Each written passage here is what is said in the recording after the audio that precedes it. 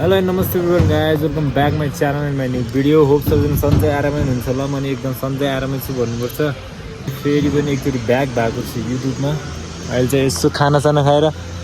फोहोर फाल्न जान लागिरहेको छौँ फोहोरको व्यवस्था हानिदिनु पऱ्यो एक लट भनेको बाटोमै ब्लक रहेछ यार घुमेर यहाँ कुनाबाट जानु पऱ्यो यहाँ यति साह्रो काम पनि छैन ग्यास भर्न गइरहेको छु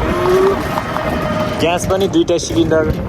भर्नुपर्ने थियो रहेछ अनि त्यही भएर सकिरहेको रहेछ त्यही भएर अब चाहिँ हामी जान लागिरहेको छौँ ग्यास भर्नको लागि साथीहरू त्यहाँ पुग्नु अब त्यस्तै धेरै टाइम लाग्दैन 10-15 मिनटको बाटो हो सर्लक्क हो माया के हो ट्र्याक्टर चला भन्दा बढी हुन्छ त यार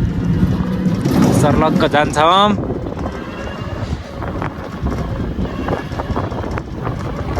आजको भिडियो भने चाहिँ अब त्यही नै हुनेछ यसो यताउति ग्यास सास भर्ने फर्किने त्यहीँतिर हिँड्ने घुम्ने त्यति मात्रै हो अब अरू केही छैन अब के गर्नु होइन अब यसो कहीँ कतै घुम्न जाउँ हिँडौँ भने नि छैन टाइम यसो आफूले गरेको कामहरूलाई नै अब अलिअलि यताउति भिडियोमा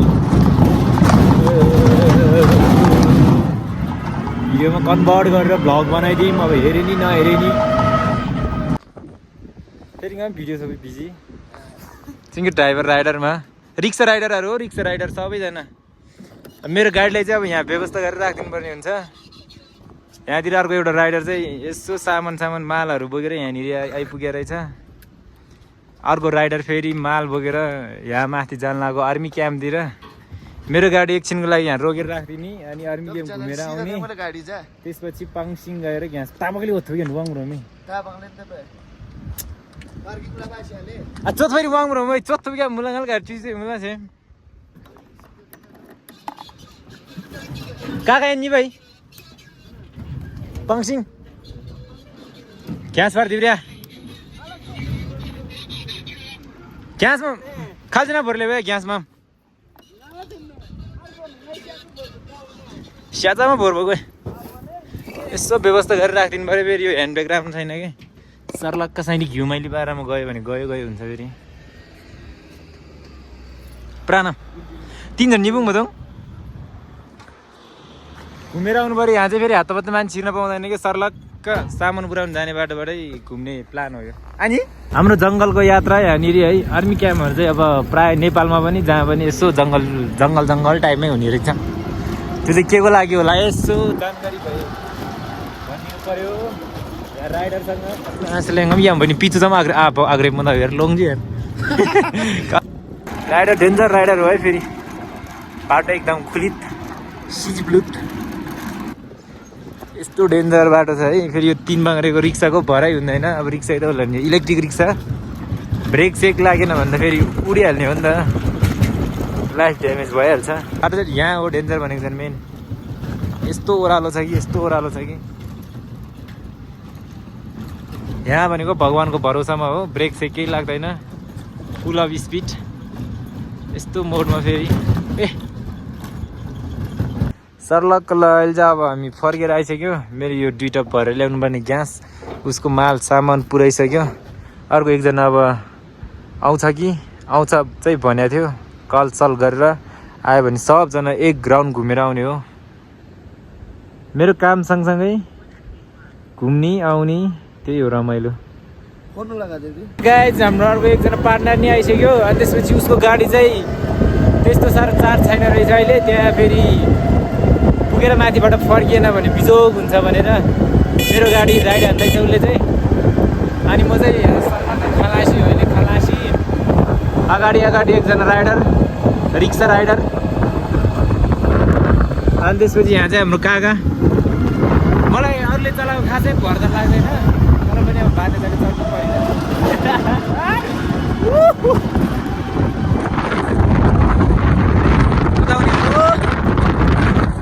को भ्यू चाहिँ यस्तो डेन्जर आइरहेछ कस्ता मेरो बवाल आउँदो रहेछ वान पिस केरुङ भ्यू अहिले त्यहाँ बिचबाट आएको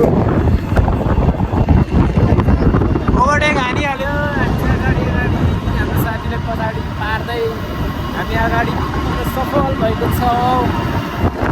What the hell is this? आइरहेको छु पछितिर बिस्तारै बिस्तारै नानी चौरी गएहरू पाङसिङको बाटोमा है हामी चाहिँ अब लगभग पुग्नु आँट्यो पुग्नु त आँटेको छैन अब 5 मिनटपछि पुग्छ बिस्तारै ल यस्तो झमधम्कीमा आजले गाडी नमास पिच रोड पाउनु आमामा कसम भ्यू चाहिँ सक्दैन यार यस्तो डेन्जर भने यार यतिको चाहिँ हुनु पर्यो ल पोखरातिरको बाटोमा जस्तो भयो त्यो माछा पुछ्ने हिमाल ल ओभरटेक हालिदियो स्पिड ठाला माछा लोको हिमाल पुरी बेगा चोइहरू उच्याउले रोड खाथ्यो टिम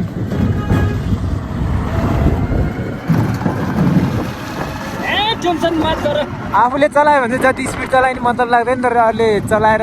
बस्दाखेरि चाहिँ फेरि अलिकति डरा जस्तो हुन्छ अब के गर्नु डर आयो नि त्यही हो चलाउने स्टाइल काकाहरूको त्यस्तो छ तर कसम भ्यू चाहिँ बबाल छ यार चुज गर्दा जमला बसेर ल्याउने हो अब या कि मरी स्टार्ट भन्नु थाल्छ लु यार भन्नु थाल्छ त्यहाँ बुद्ध सर्लक्क नेपालको डिप्पा सिप्पा जाने गएर लोड गर्ने ठाउँ अनि यहाँबाट चाहिँ हाम्रो ग्यास भर्न जाने ठाउँ के हो भ्यूहरू त जतापट्टि फर्क्यो त्यतापट्टि राम्रो देख्छ यार बबाल छ ल अहिले चाहिँ मेरो सिलिन्डर लगेर त भर्नको लागि गइसक्यो नेपालमा चाहिँ भने सर्लक्क भरेकै पाइन्थ्यो यहाँ चाहिँ आफ्नै लिएर खालीमै भरिदिने त्यस्तो वाला सुविधा हो चिङ्गेरलाई ल अब ग्यास सास पनि भरिसक्यो सर्लक्क पारामा अघि म यसमा चढेर आएको थियो काकासँग अब अहिले चाहिँ यसमा चढ्नु पऱ्यो यहाँ भाङ्गिङ ग्रेप किसिम निबिदा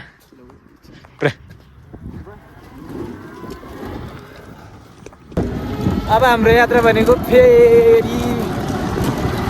केरुङडाङ हुँदैछ एउटा कुदिसक्यो थिएँ आइआर भएको मोर्जिआर भएको फिक्स एउटा कुदिसक्यो अगाडि हामी चाहिँ उतापट्टितिर घुम्न जाने भनेको अब कहाँ जाँदो रहेछ र काका यस्तो पागल गर्दै चले दे खो तले सिक्दै बुले थेतु हो नि गर्दिनु लो मुजी क्योर ला चाला ला दोन तिन दुई यार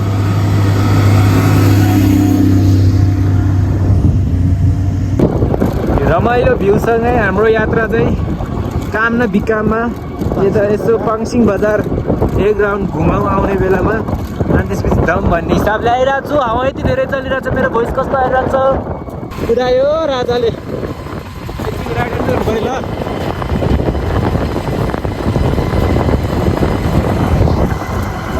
बाटो बन्द भएर नेपाली डिपरको अवस्था चाहिँ यहाँतिर अलिकति दर्दनाकै छ है साथीहरू यति धेरै फुल रहेछ यार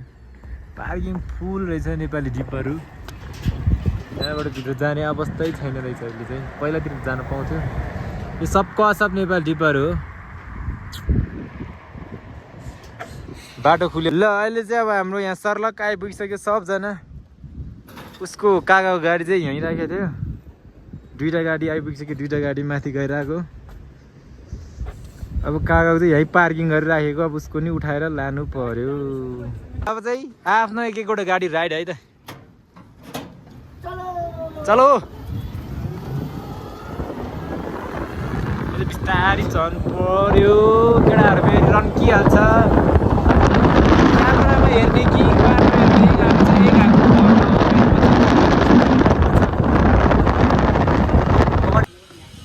अब चाहिँ हामी आइपुगिसक्यो है त सर्लक्क पारामा रेड लाइन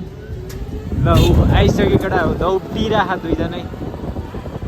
रोड कब्जा हानिरहेछ अनि कहाँ हुन्छ त्यसरी हुँदैन नि अरू नि हिँड्नु पर्यो फेरि म चाहिँ रेड लाइटमा परिहाल्यो परि केही छैन म गइहाल्ने रेड लाइट सेड लाइट भात